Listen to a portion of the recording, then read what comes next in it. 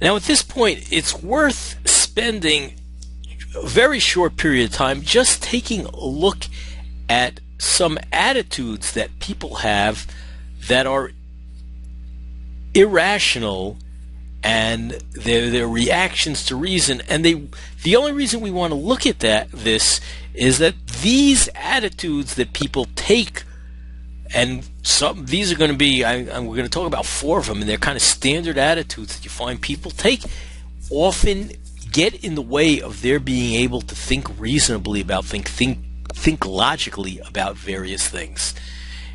And the first one is, you might say, the person who suffers from credulity, that is, like incredible credulity, gullible. This person believes everything he or she hears. A person thinks everyone is right. And in fact, I've had bosses in the past who used to tell me, yes, well, I agree with you, but don't feel so comfortable about that because I always agree with the last person I talk to. And they kind of take on this attitude. Usually they're not gullible. It's a ploy. It's just a position that they're taking. But if you start out believing everything, you're going to end up in a lot of trouble. It's not a good attitude to take. That's why you need to approach things critically. Just not believe everything you hear. And by contrast, there are people who just approach everything, and contradict it. They're people of contradiction. You might say they're contrarian, oppositional. With the rise of ADHD, they say some behavior that children exhibit, ADHD children exhibit, it's oppositional. You say A, they say not A. And the person automatically disagrees with everything that somebody says. Doesn't matter how reasonable or how obvious it is. The sun is up, you're standing outside in the middle of August in the heat of the summer. You say the sun's in the sky. No, this person disagrees no matter what.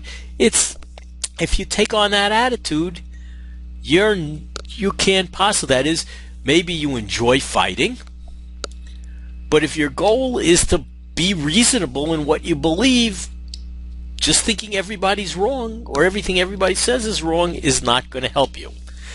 Similar attitude, similar but different, another irrational attitude is what you might call dogmatism.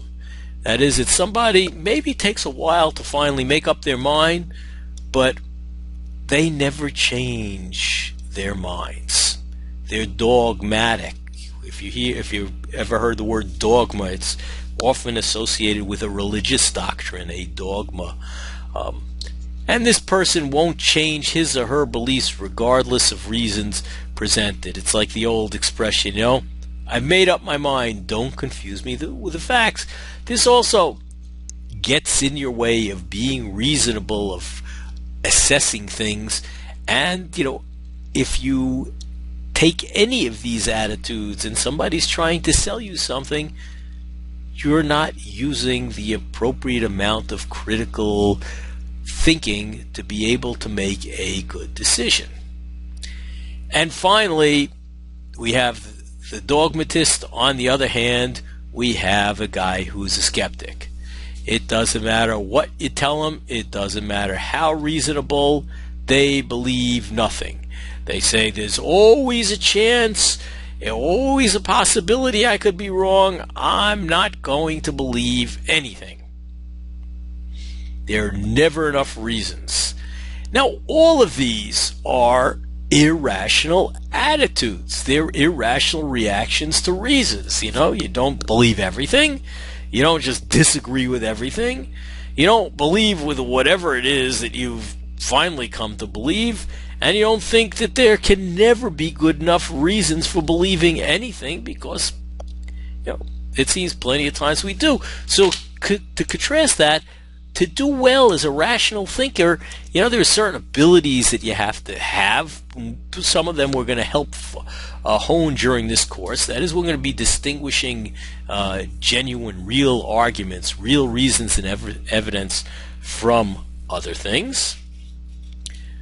We're going to get the ability to understand and interpret an argument, and we're also going to have associated with that a certain set of attitudes. That is, willingness to examine arguments with open minds. That is, don't start saying, I don't like the conclusion, I'm not going to be involved.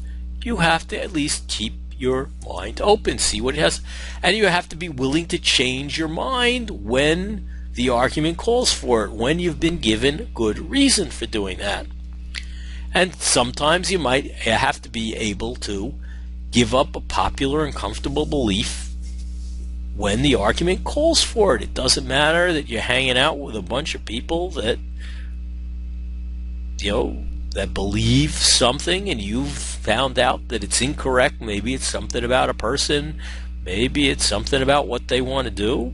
But if you're going to be rational, you need to have a willingness to give up popular and comfortable beliefs for what beliefs that seem to be more reasonable.